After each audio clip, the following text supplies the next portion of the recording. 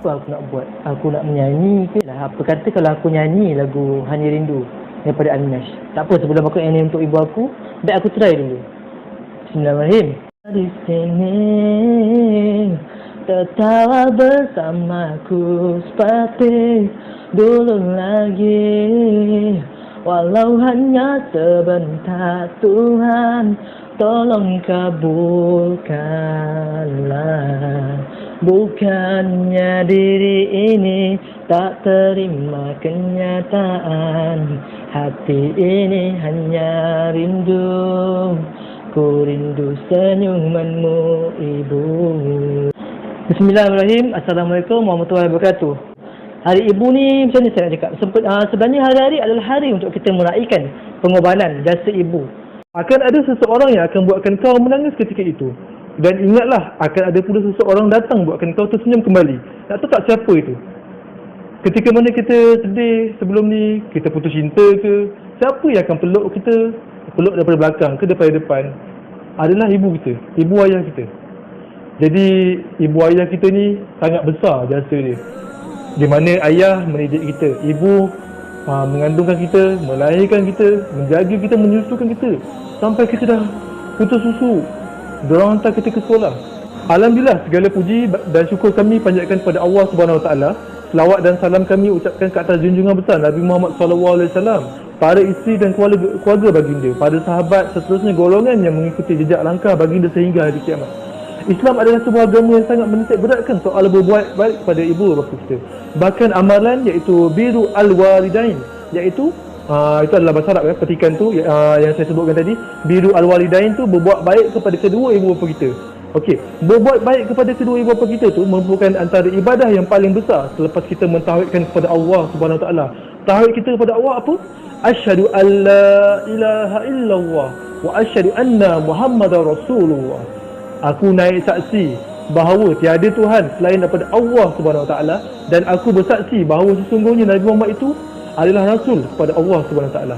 Jadi dekat sini saya akan nyatakan satu firman yang ditujukan ini tentang kita kena buat baik kepada ibu bapa kita daripada surah An-Nisa ayat yang ke-36.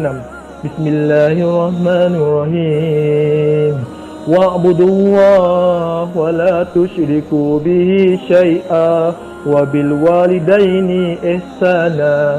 Maksudnya daripada surah An-Nisa ayat yang ke-36, dan bertauhidlah kamu kepada Allah Subhanahu Wa Taala, dan janganlah sesekali kamu mensyirikkan Allah dengan sesuatu pun, dan hendaklah kamu berbuat baik kepada kedua ibu bapa kamu. Dekat surah An-Nisa ni dia telah menggalakkan kita supaya kita berbuat baik kepada kedua ibu bapa kita. Biru al-walidain ni. Kenapa sebut al-walidain ni? Maksudnya kat sini biru adalah maksudnya berbuat baik. Ihsanlah kita kepada kedua ibu bapa kita. Kalau tak kita, siapa lagi yang akan menghormati, akan menjaga ibu bapa? Hadis riwayat daripada Al-Bukhari. Meskipun kita dituntut untuk buat baik kepada kedua ibu bapa kita, namun di sana terdapatnya sebuah riwayat yang melebihkan kedudukan seorang ibu berbanding bapa dalam isu berbuat kebaikan kepadanya. Ini disebut dalam hadis yang diriwayatkan oleh Abu Hurairah radhiyallahu anhu bahawa seorang lelaki telah bertanya kepada Rasulullah sallallahu alaihi wasallam, "Wahai Rasulullah sallallahu alaihi wasallam, siapakah manusia yang paling berhak untuk aku berbuat baik kepadanya?" Maka Rasulullah sallallahu alaihi wasallam pun menjawab, "Ummuka, summa ummuka, summa ummuka, summa abuka." Kenapa 3 kali? Saya ulang lagi sekali. Ummuka, summa ummuka, summa ummuka, summa abuka. Kenapa ayat yang keempat? Okey, kat sini maksudnya ibu kamu adalah manusia yang paling berhak untuk kamu membuat baik kepadanya. Kemudian ibu kamu, barulah didatangkan selepas itu kita hormat pada kedua ibu bapa kita. Kerana apa? Saya tak tahulah nak ucapkan macam mana, nak ucapkan terima kasih kepada kedua ibu bapa kita. Yang paling saya nak hargai, yang paling saya nak ucapkan terima kasih kepada ibu saya sendiri, iaitu Siti Salwa binti Haji Tumin. Masih hidup lagi, masih sihat. Saya harap, saya doa sangat, ya Allah, panjangkanlah umur ibu dan ayah saya ni, ya Allah. Mereka telah berusaha payah melahirkan kami, memberi kami pendidikan sehingga saya menjadi orang yang berguna sekarang ni.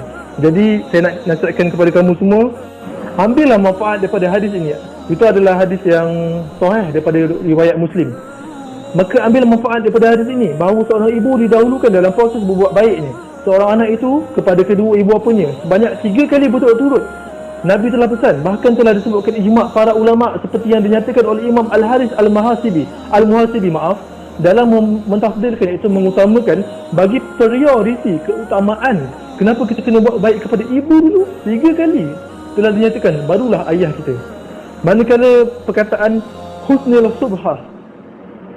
Okey, husnul suhbah tu maksudnya di dalam hadis membawa maksud berbuat baik, berlemah lembut, merendahkan diri, dan kita kena mengasihi, memuliakan mereka, mendoakan mereka. Okey, sekian itu adalah perkongsian yang daripada hadis lah. Itu hadis riwayat Muslim, hadis yang sahih. Jadi kat sini saya nak mengutarakan beberapa banyak pesanan, pendapat saya sebagai golongan muda. Selagi ibu bapa kita masih ada, hargai mereka. Selagi diorang masih hidup, tak salah jika sekiranya kita baca surah Yasin, surah Fatihah, kita sedekahkan kepada guru ibu kita. Bahkan semasa diorang masih hidup ataupun selepas diorang telah meninggal dunia, yelah, kita tak tahulah berapa lama umur diorang. Mungkin kita pergi dulu, mungkin kedua ibu kita pergi dulu. Macam saya punya nenek saya telah pergi, yang macam saya ada seorang lagi lah nenek, iaitu belah ayah saya. Umur dia pun dah sangat-sangat, dah 90 lebih. Jadi kadang-kadang kita orang pergi ke rumah dia, kita orang cakap ulang perkara yang sama. Kita kena sabar. Ibaratnya macam mana saya nak cakap di sini, ibu kita tu, kita masa kita baby, masa kita bayi, dia layan kita soalan yang macam berulang. Ibaratnya macam what you give, you will get it back. Maksudnya ibu kita bagi kita benda tu, ibu kita didik kita masa kita baby, kita akan layan benda yang sama bila dia dah tua, umur dia dah meningkat kepada 80, 90, ataupun mungkin panjang umur 100 tahun sekalipun, dia dah nyanyuk sekalipun, kita kena hormat dia, kita kena jaga kebajikan dia. Kenapa saya bagi contoh macam mana kita layan dia, macam mana dia layan kita masa kita bayi? Saya bagi contoh lah, masa kita kecil pun kadang kita tanya kita, "Abah, itu burung apa, Abah?" Kita, "Abah, itu burung apa?" Abah kita cakap, "Itu burung merpati." Hafiz, lepas tu kita cakap lagi, tanya lagi, "Abah, itu burung apa, Abah?" Burung merpati. Banyak kali ayah kita cakap benda yang sama, kita tanya, ayah kita tak pernah bosan pun. Itu satu contoh. Yang kedua, saya nak bagi satu contoh ni. Kadang-kadang memang, yelah, dalam proses pembelajaran, ayah saya memang garang. Dia ajar saya matematik, dia nak bagi saya pandai kan. Kadang-kadang memang dia cakap, "Abang Hafiz, belajar dah rajin. Kau nak jadi apa nanti dah besar?" Bukannya dia nak hina kita, bukan nak melemahkan kita, merendahkan martabat kita, tak. Seorang ayah dan ibu tu, dia nasihat kita hanyalah untuk kita mendapat kebaikan. Hadis riwayat Muslim tadi mengatakan 3 kali kita kena hormat ibu. Bahkan ketika mana kita nak cakap tentang jantina ataupun identiti seorang anak lelaki, kalau kita ikutkan pada keturunan Arab lah kan, kenapa kita berbintikan kepada ibu? Macam contoh, saya bagi contoh lah untuk diri saya sendiri. Saya adalah Muhammad Hafiz binti Salwa. Kenapa? Muhammad Hafiz bin Salwa, ataupun binti, berbintikan pun boleh. Kenapa berbinkan wanita? Sebab ibu yang melahirkan kita, beranakkan kita, hamilkan kita 9 bulan, malah ada yang lebih.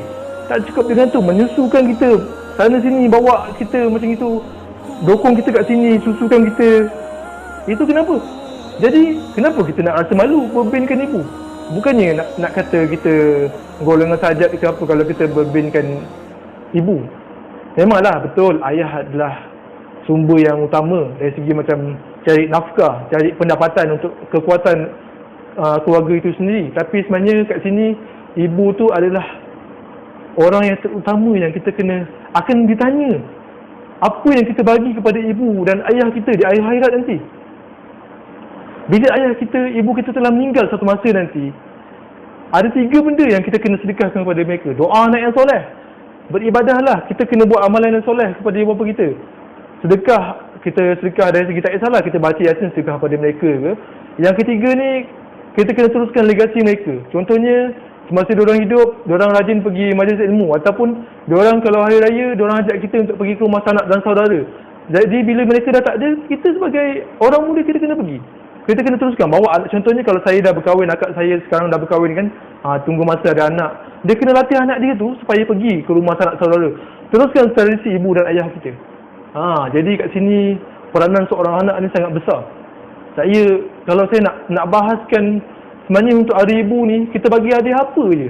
Nak bagi iPhone ke? Nak bagi jam tangan yang mahal ke? Nak bagi kereta ke?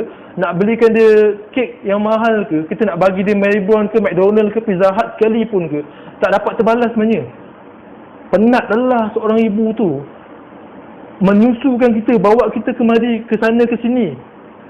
Tak cukup dengan tu, saya boleh bagi anda contoh ketika mana dia menghamilkan, iaitu mengandungkan kita 9 bulan. Macam mana dia bawa perut tu, berat tau tuan-tuan dan perempuan. Jadi hargailah titik peluh. Setiap keringat ibu bapa kita tu tolong kita ingat sampai mati. Saya pun bakal berkahwin, saya bakal ada anak sendiri. Jadi kalau tak kita kena tegur anak-anak kita, siapa lagi nak tegur? Jadi sekilas pandangan daripada saya tadi, ingatlah balik, saya ulang balik 3 pesanan saya. Hargai mereka selagi mereka masih hidup. Doakan mereka ketika mana mereka telah meninggal. Bahkan masa hidup pun mereka, kita kena hormat, kita kena doakan mereka. Yang pertama, hargai ketika mana mereka masih hidup. Yang kedua, doakan mereka. Biru al-walidaini, maksudnya berbuat ihsan kepada kedua ibu bapa kita. Yang ketiga ini adalah kita buat amal kebajikan terhadap dia. Kita buat segala benda jika mana mereka tak sempat. Contohnya, ibu saya, ayah saya tak sempat nak mengerjakan haji, mereka dah pergi dijemput ilahi, contohnya lah. Tapi saya doakan, saya harap sangat, ya Allah, tolonglah kabulkan doa saya supaya ayah dan ibu saya dapat menunaikan ibadah haji. Ayah saya dah pergi menunaikan umrah, mama saya pun dah tunaikan umrah untuk haji. Saya doakan jika saya ada duit lebih, saya sanggup untuk menginfakkan untuk mereka pergi. Tapi sekarang saya akan mencari. Dan di samping itu, jika sekiranya mereka pergi dijemput ilahi, saya doakan semoga satu masa saya berjaya, adik-adik saya berjaya, kita orang akan pergi. Atas dasar pahala kami itu, saya boleh doa kepada Allah SWT, biarlah saya tak dapat pahala. Yang penting pahala saya itu semua saya sedekah kepada kedua ibu bapa saya. Itu pun tak dapat ternilai, tak dapat nak dibandingkan betapa besarnya jasa diorang. Walaupun kita bagi satu dunia pun kita bagi kepada kedua ibu bapa kita, kita persembahkan, mak, ayah, ini dunia untuk mak dan abah. Takkan cukup, takkan pernah sama macam mana ikhlasnya diorang jaga kita. Jadi kat sini, hargai mereka. Selagi mereka masih ada, jangan ucap jangan ucap jangan ucap no. Buat je. Saya pesan untuk diri saya, sebab saya pun dulu nakal. Ini, saya boleh tunjuk saya punya parut. Dulu saya nakal.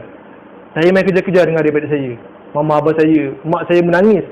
Sebab kalau kena dekat urat nadi saya telah pergi, siapa nak sampaikan pesanan kepada anda semua? Nasib baik di sini, saya boleh tunjuk kat kamera di sini. Jadi pesanan saya, hargai mereka.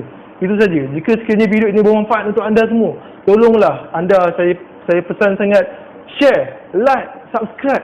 Saya minta tolong supaya untuk perpaduan ummah Islam sendiri, untuk ekonomi kita sendiri. Jika tak kita support sesama kita, siapa lagi? Jadi nasihat saya, support guys. Kliklah kepada channel kami, klik Faham Channel, like, subscribe, dan anda sokonglah kami. Sekian saja daripada kami. Wabillahi taufiq wal hidayah. Assalamualaikum warahmatullahi wabarakatuh.